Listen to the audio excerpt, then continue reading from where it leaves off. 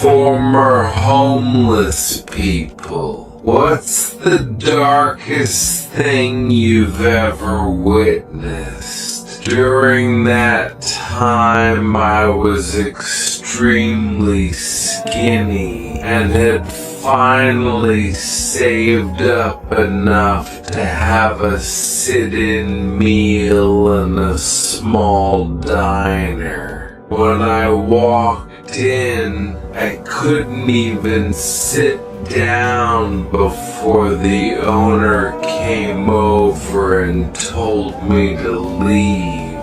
He said he didn't want me scaring other customers off or making anyone uncomfortable.